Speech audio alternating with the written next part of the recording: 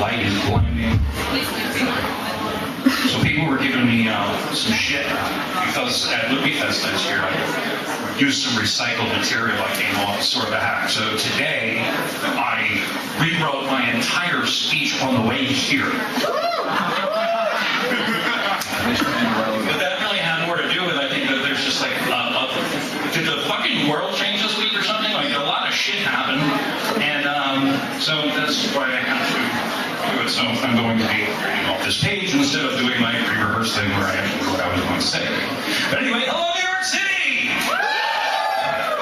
I sounded all excited there, but I hate this place. It's terrible. Not work in progress in New York City. How jealous do you think Mike Bloomberg was of Mayor Menino yesterday? You had martial law first bullshit! I tried to ban soda! Ian, you did a great job of putting this together, man. He sold this place out not once, but twice. Yeah. So let's give a big round of applause for all the FBI agents who bought tickets. Thank you guys for being here.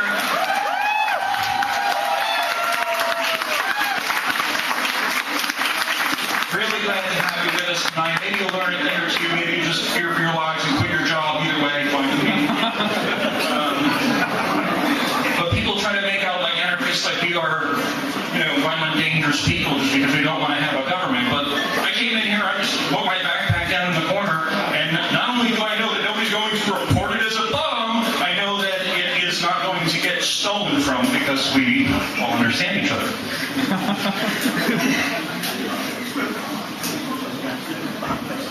Okay, so there's a lot that's happened since I wrote that speech. One of the things was Dan Halloran got caught trying to rig an election. I don't know, everybody know who Dan Halloran is? I shared a stage with Dan Halloran here last year at Liberty Fest, and Dan, I think, is a perfect example of why political libertarianism will always fail. Because Dan came in here and he said all the right things. He said all the right things. He seemed like an honest guy. I had drinks with him. He said, yeah, I totally get it. He got into office, and he lied, he cheated, and he stole. Shocker, right? Lying, cheating, stealing politician? I mean, can you imagine that? And I was going to go on and on about that, but then there was tax day. You guys all paid, right? No! There's FBI agents here. Then I thought about going on like taxes are theft, and how fucking redundant would that be at Anarchy in the NYC?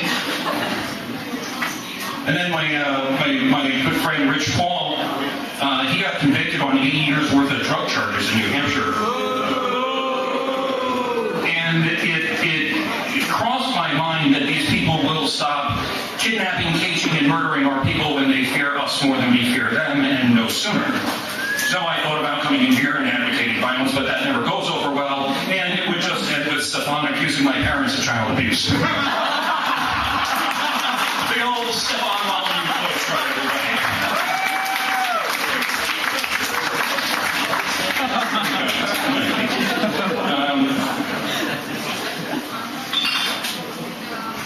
And then there was a false flag terrorist attack in Boston. They were kind of like, hey, those paramilitary guys over there look kind of shady. But luckily the FBI assured me that those photos should not be deemed credible. And then there was martial fucking law in Boston. And I gotta tell you, I'm kind of scared. I watched and listened as hundreds of thousands of people were ordered to stay in their homes as militarized police forces roamed the streets in full battle regalia, searching from house to house, looking for a 19-year-old boy with a crock pot. They did this all day long, and then they called off the stay inside order at night, and 10 minutes later, a civilian found the son of a bitch in their backyard. They called the cops, they put a few holes in the guy, and then they took him to the hospital where you had the pleasure of paying for his fucking medical care. And after that ridiculous display, did any of you listen to the police scanner? The self-congratulatory nonsense I listened to was absolutely fucking nauseating. It's a great day to be a Boston police officer, one guy said. Another one said, everybody did a great job today. sociopaths didn't catch this guy. You created the conditions that allowed him to remain hidden all fucking day long in the backyard of one of the people you claim to protect. And it wasn't until after you dropped your threat against the homeowner that the homeowner found the son of a bitch in his boat.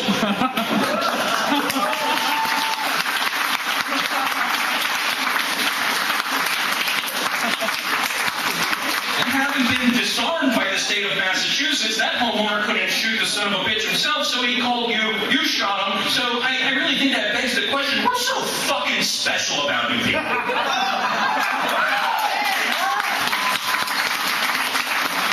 And it's one thing to see the government agents all happy about shooting somebody. It's another thing to see the citizenry cheer them on afterwards. People were dancing in the fucking streets after this happened. Fucking savages, every one of them. And all of this happened over 3 people dead.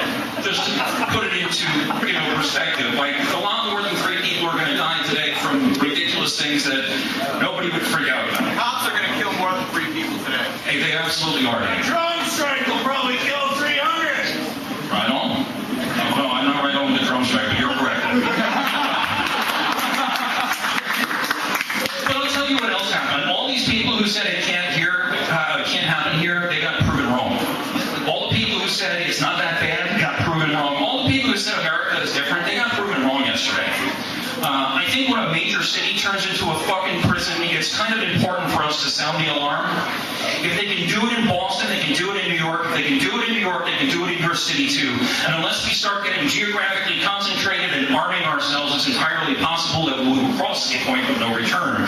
Thank you. I'm all for peaceful parenting, I'm all for technology and civil disobedience and all the other positive things that other people are promoting, but folks, I'm begging you all to put some urgency behind solving this problem. Multi-generational solutions mean we all die as slaves. It means our children are raised as slaves and will probably die that way too. In just the last week, millions of people flooded into post offices to pay an extortion threat on time, and a lot of them felt really fucking good about it. A bombing was either carried out by the U.S. government or allowed to be carried out by the U.S. government.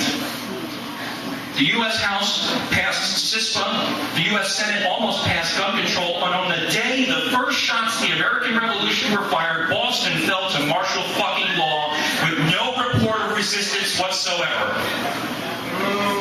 And if that happened last week, what will happen next week? Or the week after that, or next month, or next year? We're growing, but they are growing faster, and they are using more and more advanced and sophisticated technologies to kill and to spy and to oppress. If there is a point of no return, we could be passing it at any goddamn minute, and that concept scares the living shit out of me, and it should scare the shit out of you too.